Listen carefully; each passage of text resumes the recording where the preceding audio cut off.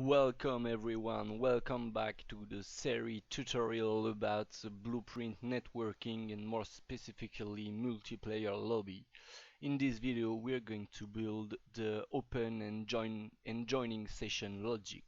So I hope you guys ready because I am, and we are going right in with the logic, starting by the button in the menu. So here is everything start. So basically the host lobby is going to say, hey server, I want to open a lobby. So we are going to bind. So if you followed the previous video, we actually already binded all of the buttons. So we are gonna pick the the host lobby button, and we are going to we are not going to build any more logic here than a simple call to an event on our third person controller, because I don't want any complicated logic to be involved in this particular blueprints, more or less because I want all my logic to be available to see right there, and also because there are some troubles using. I feel like widgets are still unstable and might get you some error. We don't want that. We want to avoid that. So we are going to build a custom event first on the third person controller. Basically, the event is going to be called player server because it's going to be an event called on the server, and it's going to be called open lobby. Or maybe we're going to call it the same way, host lobby. We're going to call it the same way than we did on the widget, host lobby. So it's going to be called on the server. And why are we calling this on the server actually? Because it's going to be calling something on the game instance logic. And the game instance actually doesn't exist on the client, so it might be unfortunate to call the game instance on the client when there is no game instance here. So we're going to say, hey, when I click host lobby button, I want my I'm going to build this real quick and explain to you right after. So I'm basically saying I want the owning player, so the player that is currently displaying this widget. So this is the only player that can actually click on the widget, since he's the only one to see it. So get this player. I'm actually casting to the third person controller because this gives you a player controller, but the blueprint doesn't know what type of controller to expect here. So if you want to get the properties of the third person controller, you need to cast to it. So after we casted it, we can just say, hey, I want to host a lobby. So player server host lobby. And that's basically it for that. So if you double click the player server host lobby, you will be just teleported to the blueprint where the custom event is, and you can start building your logic here. So what do we want to do when the player it's host lobby? Actually, we want to open session. Actually, sorry, session, create session. But we're not going to call this here because that's kind of actually I'm not sure why, but I saw this tutorial is a product of the Twitch broadcast from Unreal 4, and they were building the create session logic on the game instance, so I believe I'm going to do the same. And also because when you success a creating session or a joining session, you will basically open a level or join a level. And as I said in a previous video, you don't want the script that handles this logic to be removed when you're opening a level. So instead, we're going to build a custom event here that says, hey, I want to host a lobby. So instance, because I want to keep track of what it is, instance host lobby. So what this will do, this will actually need an input because we're going to say, hey, create session, but the session will ask for a player controller that will be basically the host. And here you could say get player controller 0, but it will be kind of a strange process if the player is not on the server when you do this. It will basically pick the wrong player controller, and it might get you some strange error, and we don't want that. So we will be actually passing the player controller parameter through the custom event right there. So controller, player controller, host, and we will say, hey, host. The host is basically the one who's creating the session. So right back to our player controller, we will say get instance, get game instance. We are going to cast to game instance because this basically gets the game instance of the game, but it doesn't know what type of game instance it is. So we need to tell him the game instance is a third-person game instance. So when it does know that, we can say, hey, host lobby. So instance host lobby. And what is the parameter we're going to pass right there? We're going to say this, because this controller is the initiator of the hosting process. So we're going to say, hey, create a session. And we need to say we want LAN to be used because we want both players to be able to connect with each other on the same computer and basically on the same network. And how many public connection do we want? Well, we can say up to how much we want. Well, as far as I know, maybe there is a limit, but I don't know what it is. And we basically want to say if you manage to create the session, we want you to open a level. So, but not just a level that can listen to clients wanting to join. So you need to say, hey, I want to open a level as a listen server. So that's basically saying, hey, we can receive client requests. So what level do we want to open? We want to open level 2 because this, if you remember the first video, the level 2 is the multiplayer lobby.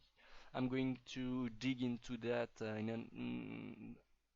in another video or maybe in this one, but that might be a bit long to explain to you why am I opening a level right now and why am I just saying, hey, create a session and then the other one can join it. No, I think that doesn't work. Actually, I tried it and it didn't work, so I need to open a level right there, else I won't be able to communicate to join the session. So, and I want to print to know if that fails because I always want to know what's going on. So I will say session creation failed, and we can do a little trick. We're going to say, hey, you all read, so we can see you write perfectly. So if we just say, if we review our logic here, it's going to be, hey, I click host lobby. What happens? I cast to my owning player host lobby. It's running on server. The server gets the game instance and says, hey, game instance, host lobby. Then the host lobby's custom event is going to say create session, open level on success, or print on fail. So we're going to test it right now. It's play. Uh, I I had strongly advise you to open the session on the server because you should never be opening a session on the client side. Basically, the client in this state, it's like he's already in a party in a session, and if a client is already in a session, well, he shouldn't be opening a session logically. So you should never open a session on the client's window if he's already in a party with the server, which he is if you just started the game in this state. So in this window, Sorry, we've been cut. So as I was saying, in this video we're going to say, hey, host lobby, and it might get us some big error, and nothing happens. So I'm not sure why. We're going to see right now why. So another thing I noticed is that I don't remove the HUD when I'm saying open level, and that might get you a critical miss and critical error. So before we do anything else, we're going to say end play event. This is an event called when this actor is destroyed. So when this actor is destroyed, get the travel menu and remove it from its parents.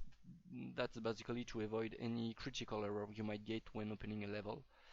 That's something UE4 is kind of capricious with, because it might get you crash when you open a level with widgets still being displayed. So that basically avoid any error we might get. So why isn't not working? We're going to print to see what's going on. So host lobby.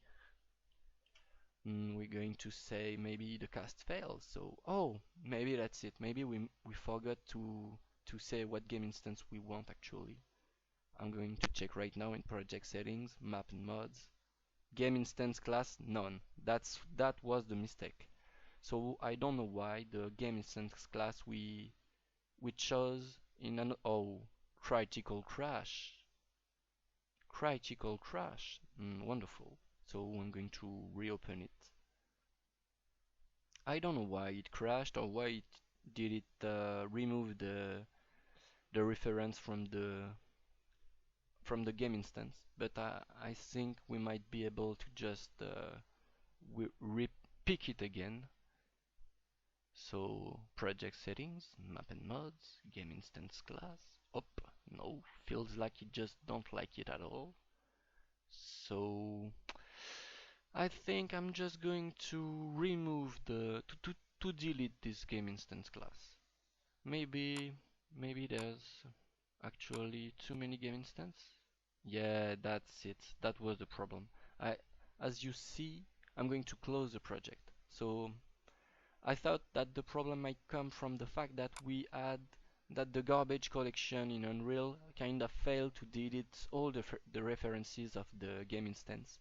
So if you go to Blueprint, you can see there are two third-person game instance, and if you followed the video, you will remember that in the first video I misspelled the game instance, and it's still there. I don't know why, but I think if we delete it, maybe we're going to also remove everything in saved, like autosave. We don't want that. Basically, that's all the assets the editor is autosaving.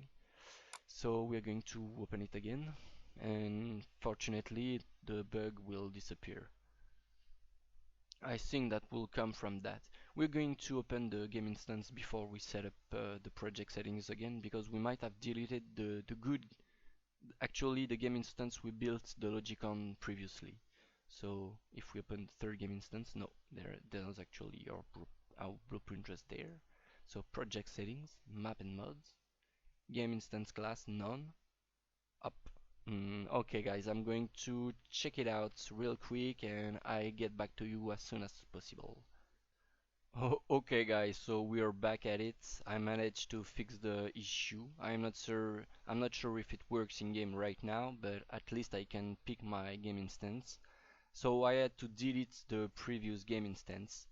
I had to create a new one. Of course, I deleted it and then I closed my editor. I made sure it was also deleted in the Windows hierarchy. Then I came back to the project. I created a new game instance. Then I went to project settings, map and mods, and I didn't click on it. I didn't click on it just yet. I picked the game instance in the hierarchy. Then I said use selected asset from content brother, and it didn't work. It didn't work, but then I could pick what game instance I wanted without a crash occurring. So I think we're good with this. but I had to remove the logic on the third person controller, so I just going to reload it real quick. Get game instance, cast to it. I also have to reload the logic on the game instance itself, of course. So custom event, instance, instance, host, lobby. I'm going to say create session. We need an output of type controller. So this is our host. The host we want is going to what? This is not a player controller. We want a player controller. Yep. So we want that. We want it to be able to add up to 5 players. We want to use LAN. On success, we want to open level as a listen server, and the level is level 2. I'm going to make sure it is actually called level 2. Yep, this is it. On failure, I want to print a string that says session creation failed. As you see, I use the exact same term to say session creation failed, so I want a red. Oh, Unreal was kind of in a angry mood right there. So that's it. That's all we want. Then if you don't hit compile here, you won't be able to get your custom event you just created.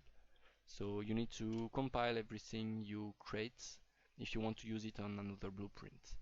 So up, what host we want? We want this to be an host, and we are going to have a print if in case we lose our reference again. So I want a green this time. No, I want a red for an error anyway. So instance not found. I'm going to hit compile, save, and I'm going to make sure the instance is still here. Third person game instance. It's about right. We're going to hit play. So as I was saying, we are not creating it on the client but on the server. So host lobby up, little freeze, and yeah, that feels like it's working. So here we have our player as server being alone on the multiplayer lobby, and then we need to build the logic that says, hey, I can join you. So we are going to do it right now.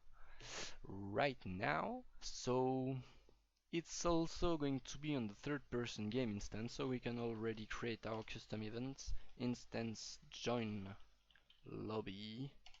So if you want some tips before I'm going further into details, the create session node actually has an output exec that actually instantly triggers right after you called the create session node, but the on success and on failure nodes are actually called right after the create session worked or didn't work. So that's what the icon is telling you. That's an internal delay in this function based on how much time it takes to create or fail the creation process. So yep, that's what I wanted to point out. So join lobby, we're going to say the menu. When you click join lobby, it says I'm going to copy paste the reference to our displaying player. So when you maybe I didn't create the event just yet on the client, so we need to do it. Player server join lobby. So we're not quite, I'm not quite sure we need to build it. Yes, we need to build it on server also. Why should it be built on server? Because as I was saying right previously, you basically are never joining or hosting session if you're not a server yourself. Because if you're launching the game on your computer, then your game might be full online, like Diablo 3 is, for instance, and you're when you launch the game, you right away connected to the server, And but if you're building a solo player and but also cooperative game, you might and you launch the game on your computer, you're basically a solo player if you're just on your menu, and then you will be creating a lobby, and then you will be the client, the server hosting the other client. So another client will launch the game on his own computer, and it will be the server asking another server to join him. So that's why we're building this logic on server. So the server basically says, hey, game instance, like the usual stuff, like uh, for the hosting process, we are saying, hey, I want to join a lobby, and actually we're going to delete it because I forgot to make us add a parameter because you also need a controller the to be the target of the join session node. You want a controller, obviously, someone to connect. So up, of course. So we need to say, hey, join lobby, and the server joining is ourselves. So this. So yep, that's basically it for this blueprint. So we're going to build the logic to finish the logic here. So before we actually join the session, we actually need to search for session. So find sessions as the joining player. Max results we want. That's the number of results you want it to search for. Right now we're just going to say one because I know there will only be one session. But if you want multi-session to be available, of course you will need to set it to more to a higher number. So I want to use LAN, local area network, and I want to say, hey, find session. If you fail, I want to print. I'm going to copy paste this print because it already has the little red error color. So session search failed. On success, if you find a session, you're going to say join session. But the joining session process is asking you for a blueprint session result. So what is it?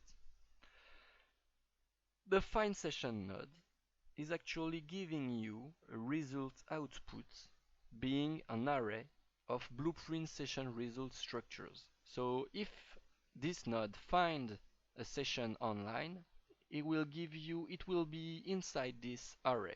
So if you want to join any session that this node is finding, you need to say, hey, for each of these found session, I want to do something. So maybe you want to join this session, maybe you want to create a button that make the player able to join the session. But right now, since we say we want only one result, we know this array is going to be of a length of 1, so we can say for each of these session you found, you can just connect to them. Actually, you just can join them. So yep, I think that's all actually to make it work. So we can check it out. We're going to check the logic. Yeah, we forgot to do that. So join lobby, player server join lobby. So I'm saying, hey, I want to join a lobby. Join lobby. So we've been cut again. So as I was saying, I want the player to join a lobby, so maybe I had to check if this is run on server, so that works. I'm getting the game instance. I'm saying I want to join the lobby as myself, the one who clicked on the button, obviously. If I join a lobby, I'm going to search through sessions. I'm going to say if I fail, that failed.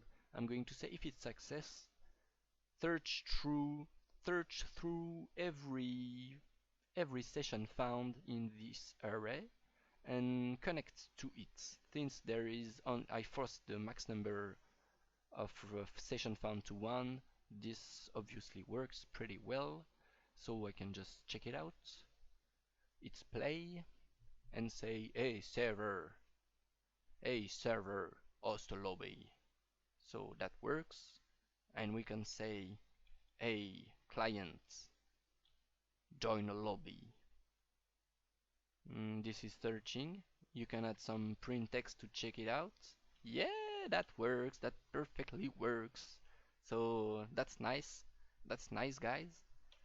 And I think that's all for this video.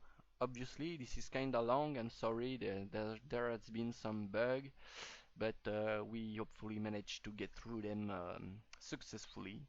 So that's gonna wrap things up for this video. Hope you enjoy it and hope to see you guys in the next one. Bye bye.